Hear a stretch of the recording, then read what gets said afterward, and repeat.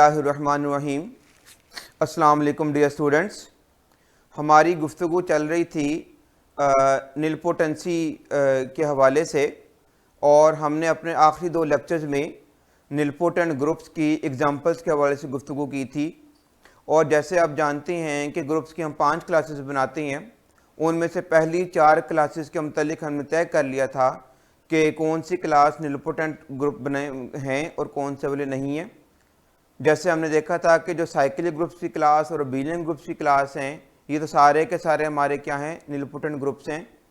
जो third class है हमारे पास symmetric groups of degree n की, इसमें तमाम के तमाम जोन से वो हमारे पास नीलपोटेंट ग्रुप नहीं है। क्लास 4 में हमने देखा था कि A3 जो है वो नीलपोटेंट है, और A3 के अलावा बाकी तमाम जो ऑल्टरनेटिव ग्रुप्स हैं तमाम डिग्रीज़ के लिए वो नीलपोटेंट नहीं हैं। आज की गुफ्तगू में हम जो ग्रुप्स की 5वीं क्लास है, डायहेड्रल ग्रुप्स की क्लास, इसकी नीलपोटेंसी के मुतालिक कुछ बातें जानने की कोशिश करेंगे। अच्छा, सबसे पहले हम देख लें कि डायहेड्रल ग्रुप की जो प्रेजेंटेशन है वो हमारे पास क्या होती है। Dihedral group of degree n, dihedral group of degree n, इसको हम आमतौर पर डिनोट करते हैं dn से।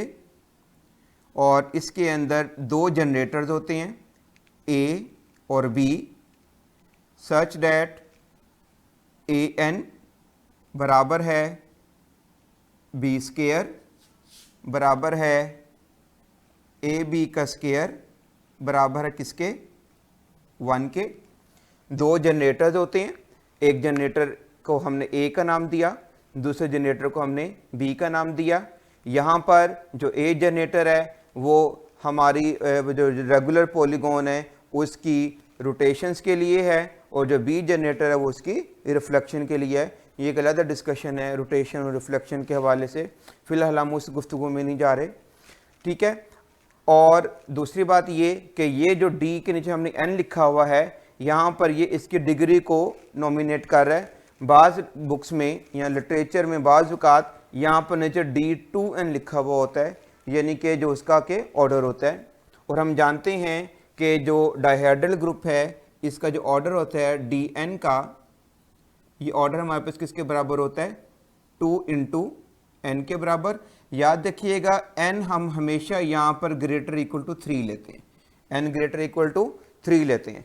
n ग्रेटर इक्वल टू 3 लेने का मकसद क्या है, 2 क्यों नहीं लेते, 1 क्यों नहीं लेते, क्योंकि 1 का मतलब ये हुआ कि पॉइंट, और 2 का मतलब ये होता है स्ट्रेट लाइन। तो जो रोटेशन आती है बॉडी में वो एटलीस्ट 3 कॉर्नर से आती है, यानी कि 3 कोनों से कम वाली शक्ल अगर आप लेंगे या कोई बॉडी लेंगे, ऑब्जेक्ट लेंगे, तो वो रोटेट नहीं करता है। तो जो रोटेशन स्टार्ट होती है वो कहाँ से होती है, 3 से होती है। तो लिहाजा हम जो भी बात करते हैं, क्योंकि डायहेड्रल ग्रुप एक ख़ास किस्म की रोटेशंस के नाम है सिमेट्रीज के अंदर, तो लिहाजा यहाँ पर n हम कहाँ से स्टार्ट करते हैं, 3 से स्टार्ट करते हैं। आमतौर पर ये नॉन अबेलियन ग्रुप होता है, आप जानते हैं, ठीक है। ऑर्डर इसका हम कैसे निकालते हैं, 2n से, यानी कि ऑर्डर हमेशा इसका इवन नंबर होता है। n अगर हम 3 पुट करेंगे तो D6 बन जाएगा, यानी कि D3, और ऑर्डर कितना आ जाएगा उसका, 6।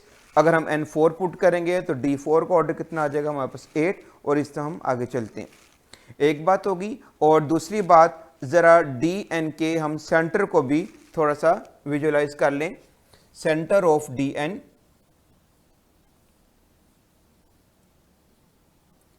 इज इक्वल्स टू, ये बराबर होता है हमारे पास 1 और a की ताकत n/2, 1 और a की ताकत n/2 when n is even, when n is even।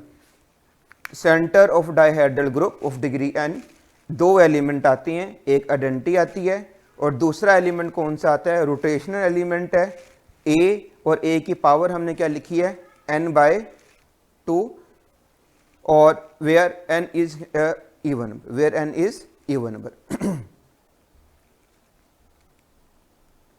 और इसके अलावा यानी कि अगर n इवन होगा जारी बात है एन नेचुरल नंबर है, इवन नंबर होगा या ऑड नंबर होगा। अगर एन इवन नंबर होगा तो हमारे पास डाइहेड्रल ग्रुप का जो सेंटर होगा वो दो एलिमेंट्स के ऊपर मुश्तमिल होगा। एक एलिमेंट उससे आइडेंटिटी होगा और दूसरा एलिमेंट रोटेशनल एलिमेंट है ए, और ए की पावर हम क्या लेंगे n/2।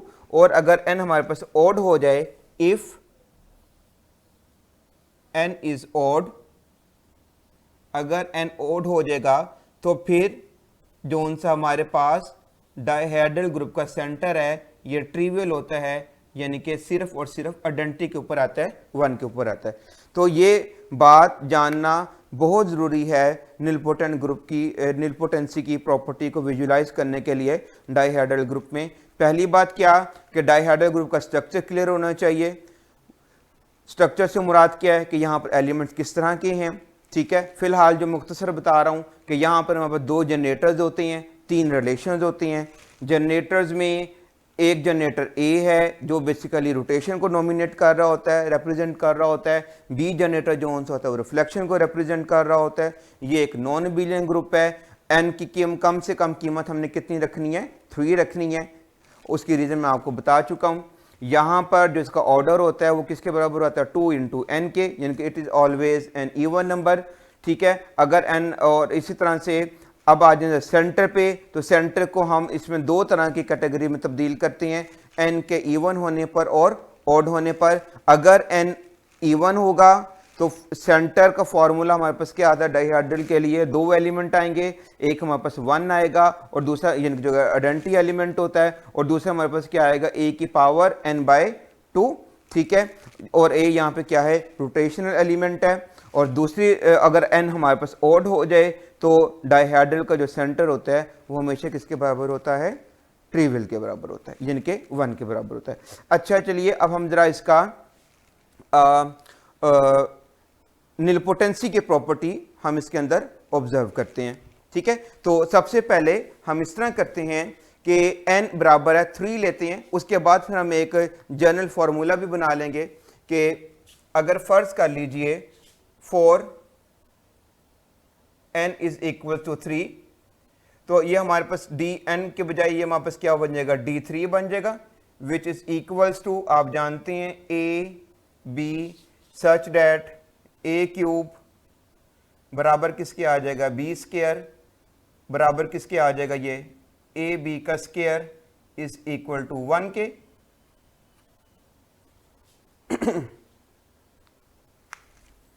सिंस अब देखिएगा यहाँ पे हमें ज़्यादा लंबी चौड़ी कैलकुलेशन की ज़रूरत नहीं है, आइसोमॉर्फिज्म को हम अप्लाई कर सकते हैं। हम जानते हैं since d3 is isomorphic to s3, ये बात हम जानते हैं। d3 किसके आइसोमॉर्फिक होता है, s3 के। और आइसोमॉर्फिज्म का हमें क्या फ़ायदा मिलता है कि जो खूबियाँ एक ग्रुप में होंगी वही खूबियाँ उसके आइसोमॉर्फिक ग्रुप में भी हो जाएंगी। और हम साबित कर चुके हुए हैं कि S3 जोन सा होता है वो निलपोटेंट नहीं है, as S3 is not nilpotent. हम ये पढ़ चुके हैं, साबित कर चुके हैं कि निलपोटेंट नहीं होता है। तो जब S3 निलपोटेंट नहीं होगा तो आइसोमॉर्फिज्म की इस्तेमाल करके सहूलत हम यहाँ से क्या कह सकते हैं कि this implies that D3 is not nilpotent, कि जो D3 होगा ये भी हमारे पास निलपोटेंट नहीं होगा। ये फ़ायदा हो गया हमें, आइसोमॉर्फिज्म को इस्तेमाल करके हमने मुकायदा तौर पे बात साबित कर दी कि जो D3 में निलपोटेंसी मौजूद नहीं होगी, यानी कि यहाँ पे हमें बाकायदा तौर पर डेफिनेशन को इस्तेमाल करने की ज़रूरत नहीं है। हमने आइसोमॉर्फिज्म को इस्तेमाल करते हुए अपना D3 की निलपोटेंसी को स्टडी कर लिया कि D3 जोन सा है ये हमारे पास निलपोटेंट नहीं है। अब हम चलते हैं आगे और n बराबर है 4 के लिए काम करते हैं। नेक्स्ट हम देखते हैं डिग्री 4 के लिए। अगर हम 4 लेते हैं तो हमारा D4 बनेगा और D4 का जो अंदाज होगा वो क्या होगा, AB such that A4 equals to B² is equals to AB whole square is equals to 1, ठीक है। अब हम इसके लिए देखते हैं और हमें पता है निलपोटेंसी साबित करने के हमने दो फॉर्मूले पढ़े हैं या दो मेथड्स पढ़े हैं। एक तो ये है कि हम D4 में सेंट्रल सीरीज को तलाश करें, और दूसरा मेथड क्या है कि हम लोअर सेंट्रल सीरीज को तलाश करें। तो यहाँ पर हम जो काम करते हैं वो करते हैं सेंट्रल सीरीज को हम तलाश करते हैं, ठीक है। और सेंट्रल सीरीज के लिए हम ज़रा यहाँ पर पहले सेंटर ऑफ D4 को ज़रा, क्योंकि हमें एक नॉर्मल सीरीज चाहिए, एक ऐसी नॉर्मल सीरीज चाहिए है जिसमें हर आने वाला फैक्टर अपने ग्रुप में क्या हो जाए, नॉर्मल हो जाए। तो इसका मैं आपको एक आसान सा मेथड बताऊं कि चूंकि ये बात मैं नॉन अबेलियन ग्रुप्स के लिए कर रहा हूं, चूंकि आपके पास सेंटर जो सा होता है, आपके पास जो सेंटर होता है ये हमेशा ग्रुप में नॉर्मल होता है, ये हमेशा ग्रुप में क्या होता है, नॉर्मल होता है। अगर आपको किसी वजह से उस ग्रुप के नॉर्मल सब ग्रुप्स नहीं मिल रहे हैं तो आप बाआसानी तौर पे अपने काम को शुरू करने के लिए सेंटर को इस्तेमाल कर सकते हैं, ये इसकी अफादियत है, ठीक है। अब ज़रा हम पहले D4 का सेंटर देख लें क्या है। फार्मूले के मुताबिक चूंकि n यहाँ पर हमारे पास इवन है तो center of D4 is equal to हमारे पास किसके बराबर आ जाएगा, 1 और a स्क्वायर के बराबर आ जाएगा, 1 और a स्क्वायर के फार्मूले के मुताबिक। क्योंकि हमने अभी जो फार्मूला पढ़ा था उसमें क्या था कि अगर n हमारे पास इवन होगा तो दो एलिमेंट्स आएंगे, एक आइडेंटिटी और दूसरा रोटेशनल एलिमेंट के पावर n/2 लेनी थी। n हमने 4 पुट करना है तो 4/2 का आंसर क्या आ जाएगा, 2। तो सेंटर ऑफ D4 हमारे पास किसके बराबर आ गया, 1 और a स्क्वायर। अब हम एक नॉर्मल सीरीज बनाते हैं D4 के लिए। Consider the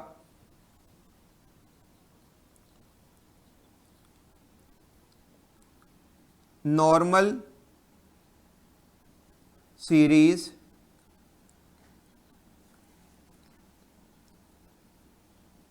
of D4।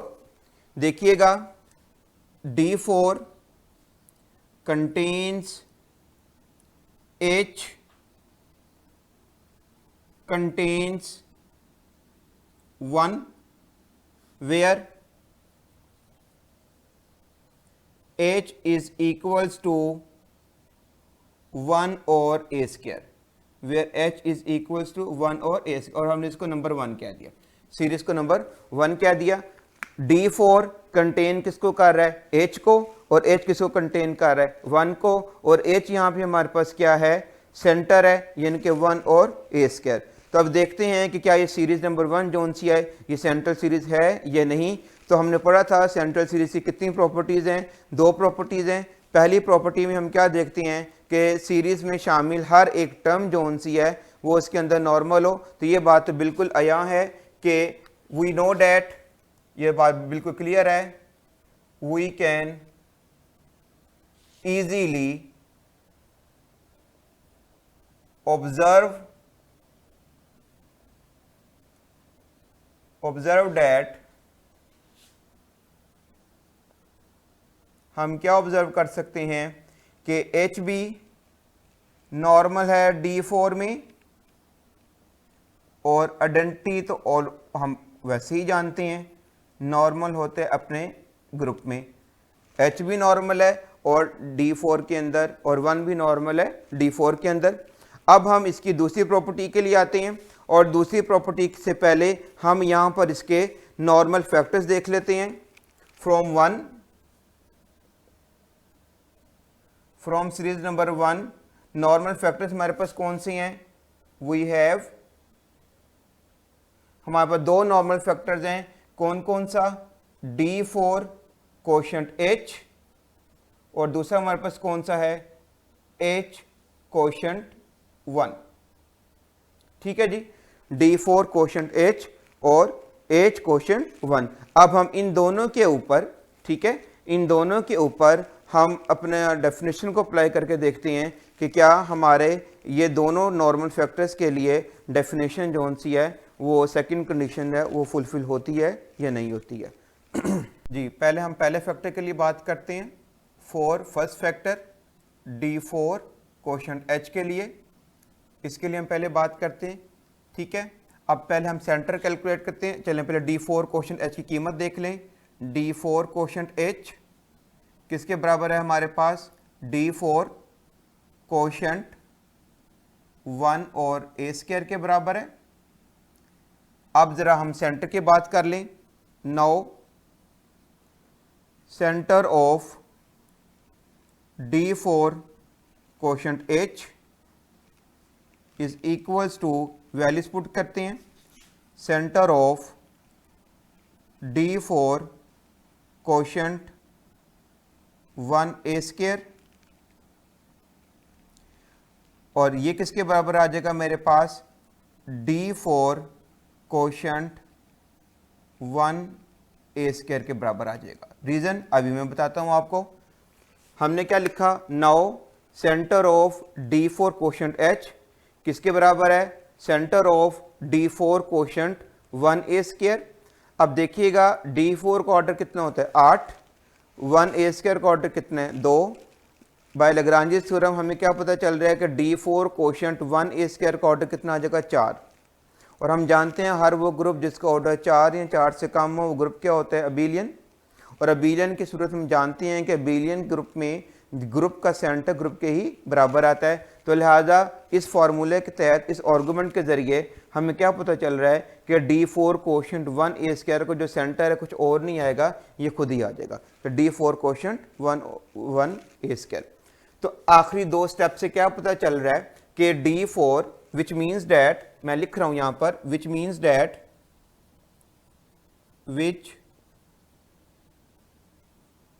That D4 quotient H is a subgroup of center of D4 quotient H। याद रखिएगा यहां पर ये इसका इम्प्रॉपर सबग्रुप बन रहा है। कौन सा बन रहा है, मैंने आगे भी आपको बारहा बताया है, हमें इससे गरज नहीं है कि वो प्रॉपर है या इम्प्रॉपर है, हमें इससे गरज यह है कि क्या वो सब ग्रुप बन रहा है या नहीं बन रहा। तो हमारे इस वाले केस में D4 कोशेंट H वाले केस में डेफिनेशन ऑफ सेंट्रल सीरीज की सेकंड कंडीशन ट्रू हो रही है कि D4 कोशेंट H जोन सा है ये सब ग्रुप बन रहा है centre of D4 quotient H का। तो एक फैक्टर के लिए तो हमने बात साबित कर दी कि ट्रू है। अब देखते हैं दूसरे फैक्टर के लिए, और दूसरा फैक्टर हमारे पास क्या है, सेकंड फैक्टर के लिए 4H कोशेंट 1, इसके लिए हम चलते हैं। अच्छा अब जरा देख लें पहले H कोशेंट 1 का स्ट्रक्चर किस तरह का हमें नजर आ रहा है।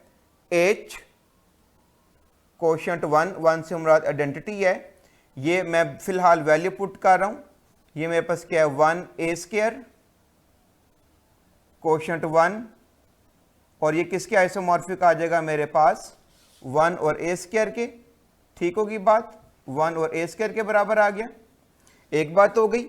अब उधर से आते हैं, अब हम सेंटर के लिए बात करते हैं। Now center of D4 quotient 1, इसके लिए अगर हम देखते हैं बात को तो हमारे पास क्या आ जाएगा, ये किसके बराबर आ जाएगा, सेंटर ऑफ D4 के बराबर आ जाएगा, सेंटर ऑफ D4 के बराबर आ जाएगा। और सेंटर ऑफ D4 किसके बराबर है, हमने अभी पढ़ा है 1 और A² के बराबर। अभी हमने निकाला था कि D4 का सेंटर हमारे पास क्या आता है 1 और A²। Now center of D4 over 1 equal to किसके बराबर आ जाएगा, सेंटर ऑफ D4 के। और सेंटर ऑफ D4 हमने कैलकुलेट किया हुआ है किसके बराबर आ रहा है हमारे पास 1 और A² के। तो अब इस स्टेप से और ऊपर वाले स्टेप से क्या बात नजर आ रही है, विच मीन्स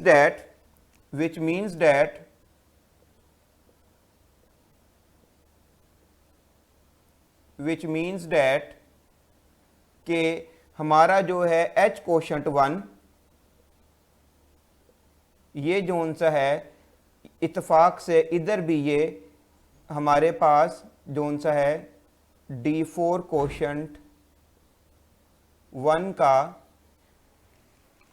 कैसा सब ग्रुप बन रहा है, इम्प्रॉपर सब ग्रुप बन रहा है। तो कहने का मतलब क्या है कि दोनों फैक्टर्स ने सेकंड कंडीशन को सेटिस्फाई कर दिया है। नतीजतन हम क्या कहेंगे कि जो हमने D4 के लिए नॉर्मल सीरीज ली थी, जिसको हमने सीरीज नंबर 1 कहा था, वो क्या बन गई है, सेंट्रल सीरीज बन गई है। लिहाजा D4 क्या बन जाएगा हमारा, फिर निलपोटेंट ग्रुप बनता है। आइए अब जरा हम इन बातों को थोड़ा सा समराइज करते हैं।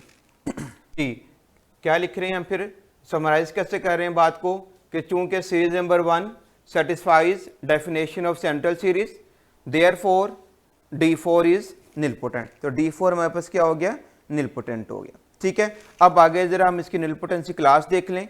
निलपोटेंसी क्लास के मतलब हमने क्या बात की थी कि जब भी कोई ग्रुप हमारा निलपोटेंट होगा तो जो सेंट्रल सीरीज की लेंथ होती है वो उसकी क्या बन जाती है, निलपोटेंसी क्लास बन जाती है। तो अब यहाँ पर देखिएगा D4 के लिए हमने जो सीरीज ली थी वो क्या ली थी, D4 कंटेन करता है किसको, 1a² को, ये किसे कंटेन करता है, 1 को।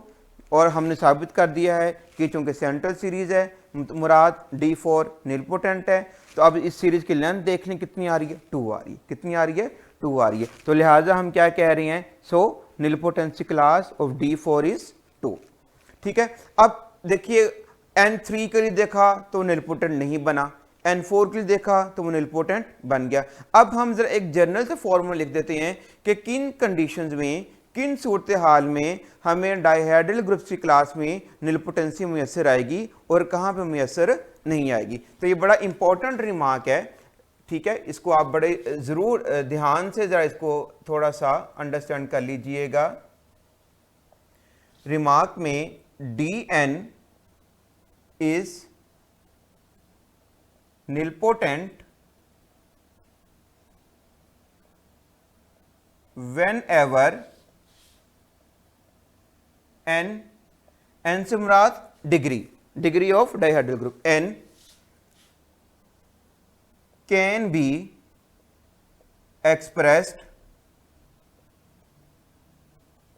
as n is equal to 2 raised to the power k। whenever n can be expressed as, कि n को हम कैसे लिख सकें, 2 की पावर k में, यानी कि जब हम डायहेड्रल ग्रुप में उसकी डिग्री को लिख सकें 2 की पावर में, सिर्फ 2, p की पावर नहीं है, सिर्फ 2 की पावर में, तो उस सूरत में, उस केस में जोन सा भी डायहेड्रल बनेगा वो हमारा क्या होगा, निलपोटेंट होगा। जैसे फर्ज कर लें अगर हम N4 लेते हैं, हम जानते हैं 4 को हम क्या लिख सकते हैं, 2²। क्या लिख सकते हैं, 2²। तो इसका मतलब क्या हुआ कि हमें, यानी कि देखो अगर हम लिखते हैं if n is equal to 2 लेते हैं तो हमारे पास क्या बनता है, D4। क्या बनता है हमारे पास, D4। और 4 को हम कैसे लिख सकते हैं, 2² में। ठीक है ना, 4 को हम कैसे लिख सकते हैं, 4 को हम कैसे लिख सकते हैं, 2 का स्क्वायर। यानी कि इसका मतलब क्या हुआ कि D4 में डिग्री कितनी है, 4 है। फिर समझ लीजिए D4 ऑर्डर नहीं है, डिग्री है। n डिग्री के लिए, n किसके लिए, डिग्री के लिए, n बराबर है 4, ये डिग्री है। ठीक है, D4 है और D4 को मैं क्या लिख सकता हूं, 2²। इसका मतलब है कि यहां पर k की वैल्यू कितनी आ रही है, 2 आ रही है। k की वैल्यू कितनी आ रही है, 2 आ रही है। तो लिहाजा जो ये डायहेड्रल ग्रुप होगा D4, ये क्या हो जाएगा मेरे पास, निलपोटेंट हो जाएगा।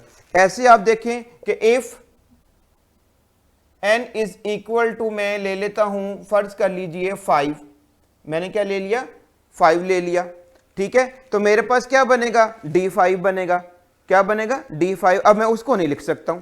ठीक है, इसी तरह से फर्ज कर लीजिए अगर मैं n बराबर ले लेता हूं 8। ठीक है, मैंने n क्या ले लिया, 8 ले लिया। अब 8 के लिए यहां मुझे क्या मिलेगा, D8 मिलेगा। और 8 को मैं क्या लिख सकता हूं, 8 को मैं क्या लिख सकता हूं, 2 की पावर 3। क्या लिख सकता हूं, 2 की पावर 3। तो इसका मतलब क्या हुआ कि D4 के बाद D5, D6, D7, यहां पर डिग्री 5 आ रही है, डिग्री 6 आ रही है, डिग्री 7 आ रही है। तीनों केसेस में हम इस डिग्री को 2 की पावर में नहीं लिख सकते, इसलिए ये तीनों निलपोटेंट नहीं बनेंगे। जबकि जब हम D8 पर आ गए, ठीक है, D8 पर आ गए, यानी कि जब हमने डिग्री 8 ली है तो 8 आ गया, और 8 को हम क्या लिख सकते हैं, 2³ लिख सकते हैं। तो लिहाजा ये हमारे पास क्या बन जाएगा, निलपोटेंट ग्रुप बन जाएगा। ठीक होगी बात। अच्छा, एक बात तो हमने ये तय कर ली कि जिस वक्त डायहेड्रल ग्रुप में n को, या जो डिग्री है वो लिखी जा सके 2 की पावर में, तो उस केस में हमें निलपोटेंसी मुयस्सर आएगी। ठीक है, उस केस में निलपोटेंसी मुयस्सर आएगी। अदरवाइज अगर हम डायहेड्रल की डिग्री को 2 की पावर में नहीं लिख सकते हैं तो उस सूरत में हमें निलपोटेंसी मुयस्सर नहीं आएगी। अब बात ये आ गई कि जब हमें निलपोटेंसी मुयस्सर आ जाएगी तो वहां पर निलपोटेंसी क्लास क्या बनेगी, वहां पर निलपोटेंसी क्लास क्या बनेगी? तो उसका फॉर्मूला ये है, सादा सी बात है, हमने क्या कहना है कि निलपोटेंसी क्लास की सूरत में नहीं, या निलपोटेंसी क्लास को जज करना अगर हमने, तो जो के की कीमत होगी, जो किसकी कीमत होगी, के की वैल्यू होगी, वो उसकी निलपोटेंसी क्लास बन जाएगी, वो उसकी क्या बन जाएगी, निलपोटेंसी क्लास बन जाएगी। जैसे D4 के लिए देखा, 4 को हम क्या लिख सकते हैं, 2 स्क्वायर, 4 को हम क्या लिख सकते हैं, 2 स्क्वायर, यानी कि के की कीमत कितनी आ रही है, 2 आ रही है, के की वैल्यू कितनी आ रही है, 2 आ रही है। तो लिहाजा D4 के मुतालिक हम क्या कहेंगे कि ये निलपोटेंसी, ये निलपोटेंट ग्रुप है किस निलपोटेंसी क्लास का, 2 क्लास का। D8 को देखें, 2 की पावर कितनी आ रही है, 3 आ रही है, 2 की पावर कितनी आ रही है, 3 आ रही है। इसका मतलब है के की वैल्यू कितनी आ रही है, यहां पे 3, के की वैल्यू कितनी आ रही है, 3 आ रही है। इसका मतलब है D8 के मुतालिक हम क्या कहेंगे कि ये निलपोटेंट ग्रुप है किस निलपोटेंसी क्लास का, 3 क्लास का, निलपोटेंसी क्लास ऑफ 3 का क्या हो जाएगा, डाइहाइड्रेट निलपोटेंट ग्रुप बन जाएगा। ठीक है, ऐसे ही जहां पर अगर हमारे पास n जोन सा है लिखा जा सके 2 की पावर में, तो इसका मतलब ये है कि डाइहाइड्रल ग्रुप क्या हो जाएगा, निलपोटेंट ग्रुप हो जाएगा। और यहां पर के की जो कीमत होगी, किसकी, के की जो कीमत होगी, ये उसकी क्या बन जाएगी, निलपोटेंसी क्लास बन जाएगी। इसके अलावा तमाम केसेस में n के लिए अगर डिग्री 3 है या डिग्री 5 है, डिग्री 6, डिग्री 7, हर वो कीमत, हर वो डिग्री जिसको ना लिखा जा सके 2 की पावर में, वहां पर हमें डाइहाइड्रल ग्रुप में निलपोटेंसी मुयस्सर नहीं आएगी। ठीक है, तो अब जो कुल मिलाकर समराइज करें बात पांचों क्लासेस के लिए, तो क्या बात सामने आ रही है कि साइक्लिक ग्रुप्स, अबेलियन ग्रुप्स, दोनों में तमाम के तमाम ग्रुप्स निलपोटेंट हैं। क्लास 3 जोन्स या सिमेट्रिक ग्रुप्स डिग्री n की, यहां पर तमाम के तमाम जोन्स हैं वो निलपोटेंट नहीं है। क्लास 4 की अगर बात करें ऑल्टरनेटिंग ग्रुप्स की, तो यहां पर A3 के अलावा सारे के सारे निलपोटेंट नहीं हैं। और क्लास नंबर 5 जो कि डाइहाइड्रल ग्रुप्स के मुतालिक है, यहां पर हमने बात पढ़ ली वो डिग्री जो लिखी जा सके 2 की पावर में, उस केस में ग्रुप हमारा डाइहाइड्रल ग्रुप जो उनसा होगा वो क्या हो जाएगा, निलपोटेंट हो जाएगा। और अगर ऐसा, और इसके अलावा जितने भी केसेस होंगे वहां पर डाइहाइड्रल ग्रुप जो उनसा वहां पर निलपोटेंट नहीं रहेगा। जी, अगली एग्जांपल निलपोटेंट ग्रुप्स के हवाले से, ये भी बड़ी इंपॉर्टेंट एग्जांपल है। ठीक है, और ये भी बड़ी इंपॉर्टेंट क्लास है, हम जानते हैं पी ग्रुप्स की क्लास। ठीक है, तो इसके मुतालिक क्या है कि every group P group is nilpotent, every P group is nilpotent. P group से हम क्या मुराद लेते हैं, ऐसा ग्रुप जिसका ऑर्डर लिखा जा सके कहां पर, सिंगल प्राइम की पावर में। ठीक है, तो वो ग्रुप हमारे पास क्या हो जाएगा, निलपोटेंट हो जाएगा। ये बात करना क्यों जरूरी हो रही है, क्योंकि बहुत से ऐसे ग्रुप्स हैं जिनके, यानी कि बल्कि यूं समझ लो, ये ज्यादा आसान है बल्कि, कि आप यहां से अपनी जुस्तजू को निस्बतन आसान कर देते हैं। निस्बतन क्या कर देते हैं, क्योंकि बड़ी इंपॉर्टेंट क्लास है पी ग्रुप्स की क्लास। ठीक है, अब जैसे ग्रुप ऑफ ऑर्डर 4 है, ग्रुप ऑफ ऑर्डर 8 है। अब फर्ज कर लें मुझे नहीं मालूम पड़ रहा कि ये बिलियन है कि नहीं है, किसी वजह से मुझे, अगर हमें अंडरस्टैंडिंग नहीं हो रही, तो हम स्ट्रेट अवे देख सकते हैं कि क्या ये पी ग्रुप है या नहीं। अगर तो वो पी ग्रुप है तो अल्टीमेटली वो हमारे पास क्या हो जाएगा, निलपोटेंट हो जाएगा। जैसे देखिएगा ऑर्डर 25 का ग्रुप है, ऑर्डर 25 का ग्रुप है। अब ये देखिएगा ना तो हमारे पास सिमेट्रिक ग्रुप्स की क्लास में आ सकता है, ना ऑल्टरनेटिव में आ सकता है, ना डाइहाइड्रल में आ सकता है। अब इसके मुतालिक हम कैसे फैसला करें, तो ये पता चल रहा है कि बिल्कुल ऑर्डर 25 का जो ग्रुप है इसको मैं लिख सकता हूँ 5 स्क्वायर, यानी कि ये 5 ग्रुप है, यानी कि ये पी ग्रुप है। और पी ग्रुप के मुतालिक क्या आ चुका है, वो मेरे पास क्या हो चुका है, निलपोटेंट हो चुका है। तो लिहाजा हर पी ग्रुप जो उनसा होगा वो हमारे पास क्या हो जाएगा, निलपोटेंट हो जाएगा। 2 ग्रुप, 3 ग्रुप, 5 ग्रुप, 7 ग्रुप, ये सारे के सारे जो ग्रुप्स हैं, जैसे मैं ग्रुप पे फर्ज करें ऑर्डर 49 का। ठीक है, अब ऑर्डर 49 के मुतालिक यहाँ ये जो खास तौर पे है पी ग्रुप वाली बात, ये हम आमतौर पे इस्तेमाल करते हैं जब ऑर्डर हमारे पास थोड़ा सा बड़ा भी हो जाए। ठीक है, अगर हम उसको सिंगल प्राइम की पावर में लिख सकें तो इसका मतलब है वो हमारे पास क्या आ जाएगा, पी ग्रुप है। जैसे अब ऑर्डर 32 है, अब ऑर्डर 32 को हम क्या लिख सकते हैं, 2 raised to the power 5, वैसे 32 के ऊपर काम करना थोड़ा मुश्किल है, लेकिन पी ग्रुप्स के अंदर हम देख सकते हैं कि 2 रेज़ टू पावर क्या हो जाती है, 5 हो जाती है, which means that order of group of order 32 is a P group. तो अल्टीमेटली हम उसके मतलब उसकी निलपोटेंसी के मतलब क्या कह देंगे कि वो हमारे पास क्या होता है, निलपोटेंट ग्रुप होता है। ठीक है, इसकी आप ट्राई कीजिएगा इन एग्जांपल्स को, और नेक्स्ट टाइम हम इंशाल्लाह रिलेशनशिप स्टडी करेंगे कि सॉल्युबल ग्रुप्स का और निलपोटेंट ग्रुप्स का आपस में क्या रिलेशनशिप है, और मज़ीद स्टडी करेंगे निलपोटेंट ग्रुप की प्रॉपर्टीज़ को।